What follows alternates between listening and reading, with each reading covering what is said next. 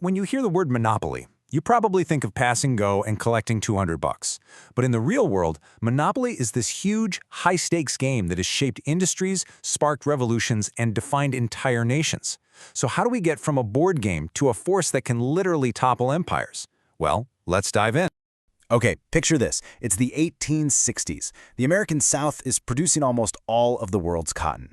They were so confident in their control over this white gold that they thought they could force Great Britain to officially back the Confederacy in the Civil War. Now that, right there, is the power of controlling a market. So what could possibly connect a colonial tax revolt, a war between states, and, yeah, the price you pay for your internet?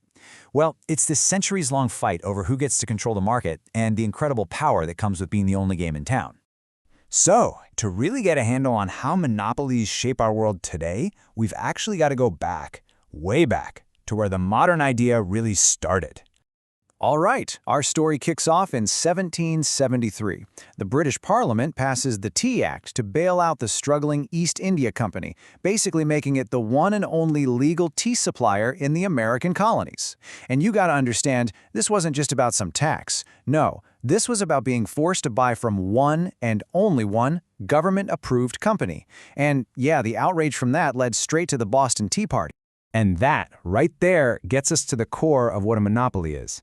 It's just a market with one single seller. In a competitive market, lots of businesses are price takers. They have to go with the flow of the market. But a monopolist? They're a price maker. They're not playing by the market's rules. They are the rules. And that, of course, gives them incredible power. Right, so monopolies don't just pop up out of nowhere. They're built, piece by piece, and they're protected by these powerful walls called barriers to entry, which are designed to keep any and all competitors out. Let's take a look at how they're built. So there are a few key ways a company can build this wall around its market. Sometimes it's just more efficient for one company to do the job. We call that a natural monopoly. Other times it's about locking down a vital resource, or maybe getting the law on your side. Or you can invent something so revolutionary, or even just be so intimidating that nobody else even tries to compete. I mean, just look at De Beers. For a huge chunk of the 20th century, they controlled the world's diamond mines. So if you wanted to buy a diamond, guess what? You were almost certainly buying it from them. That's what controlling a physical resource looks like. Now, sometimes the government actually creates monopolies, but believe it or not, it's often for a good reason. Think about a patent. It's basically a deal, right? You come up with some amazing new invention, and in exchange, the government gives you an exclusive, temporary monopoly to sell it. It's a huge incentive to innovate. And then you've got trademarks. This is a little different. It's not about an invention, it's all about identity. Nobody else is allowed to stick that Nike swoosh on their sneakers. And here's the kicker. Unlike a patent that runs out, a trademark can last forever as long as you keep using it. And finally, there's copyright. This is for all the creative stuff. Books, music, even the code that runs your favorite apps. So you put these three together, patents, trademarks, and copyrights, and boom, you've got this massive legal wall that's really tough for competitors to climb. So if these monopolies are so powerful, what's stopping them from just taking over everything? Well, that's where the government is supposed to step in. Not to pick a winner, but to act as a referee, with a rulebook we call antitrust laws. This fight to rein in corporate giants, at least in the US, goes back more than 100 years, starting with the Sherman Act in 1890. The law's power was put on full display in 1911 when the government used it to break up John D. Rockefeller's Standard Oil. Think about that. A single company controlling 90% of the country's oil refining was just shattered, broken into 34 separate companies, which eventually became giants we know today like Exxon, Mobil, and Chevron. Okay, so how do regulators even decide if a market is too concentrated? I mean, where do you draw the line? Well, they have this tool with this seriously long name, the Herfindahl-Hirschman Index. Let's just call it the HHI. Now don't worry about the math. All you really need to know is it spits out a single number. A low number means lots of healthy competition. A high number, that's a red flag for a monopoly. Okay, just look at this table. It makes it super clear. In Industry A, on the left, you've got 5 companies, all with a decent piece of the pie. The HHI score reflects that. It's competitive. But now look at Industry B on the right. Whoa, one giant just towers over everyone else. And the HHI score? It goes through the roof. That's what tells regulators, hey, you need to look at this. And this isn't just theory. This has huge real-world consequences. I mean, think about your cell phone bill. The US wireless industry is super concentrated, a high HHI score. Now compare that to the car industry, where you've got tons of choices. That HHI score is exactly what regulators stare at when, say, two big cell carriers want to merge, helping them decide if it's a bad deal for you. But hold on, what if, and this sounds crazy, what if sometimes a monopoly is actually a good thing, or at least the most efficient option? This is the big exception to the rule, the natural monopoly. Yeah, just think about the water company in your town. Would it make any sense to have 5 different companies digging up the streets to lay 5 different sets of water pipes? Of course not. It would be a complete mess and incredibly expensive. For utilities like this, the cost to start is so huge that it's just way cheaper for one company to serve everybody.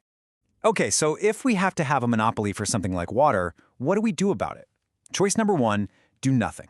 Just let the company do its thing. What happens? Well, they'll charge the highest price they can get away with. Great for their profits, really bad for your wallet. All right, choice number 2, go to the other extreme. Force the company to charge a super low price just like in a competitive market. Now, we as consumers would love that, right? But here's the problem. The price would be so low that the company would actually lose money on every customer. And pretty soon, they'd go out of business. And then nobody has water. So neither of those extremes really works, does it? That's why there's a third option, the compromise. This is what usually happens. Regulators try to find that sweet spot, a price that lets the company cover its costs and make a reasonable, normal profit, but stops them from price gouging everyone. Now, regulators have a couple of main ways to do this. First is cost plus regulation. It's pretty straightforward. They look at the company's costs, add a little extra for profit, and that's the price. But what's the downside? Well, the company has zero reason to be efficient or cut costs. So there's another way, price cap regulation. Here, regulators set a maximum price for the next few years. Now the company has a huge incentive to get leaner and more efficient, because every dollar they save by cutting costs goes straight into their pocket as profit. You see, this whole debate between regulation and free markets, it's not something we figured out once and moved on. It's more like a pendulum, constantly swinging back and forth over the years as we try to find the right balance. And in the late 1970s, that pendulum started to swing hard. There was this big new idea that maybe all this government regulation wasn't working so well. The airline industry in 1978 was a massive test case. The government just stepped back, and the results were dramatic. Fares plummeted, which was great for travelers, but the intense new competition also drove some really famous old airlines, like Pan Am, right into bankruptcy. So, why the big change of heart? What drove this push for deregulation? Well, a big part of it was this idea called regulatory capture. It's the fear that the so-called government watchdog starts acting more like a lapdog for the industry it's supposed to be watching. The lines get blurred, and pretty soon the regulations end up protecting the companies instead of the public. And that brings us right back to where we started. Remember that question? What could the Civil War and your internet bill possibly have in common? Well, it's this. It's this exact same timeless struggle over who controls the market. But today, the stakes are different. The giants don't control cotton or oil, they control data. And that leaves us with the biggest, most important question of all. Are the tools we built 100 years ago to tame the oil barons even remotely prepared for the digital empires of the 21st century? That's the challenge we're all trying to figure out right now.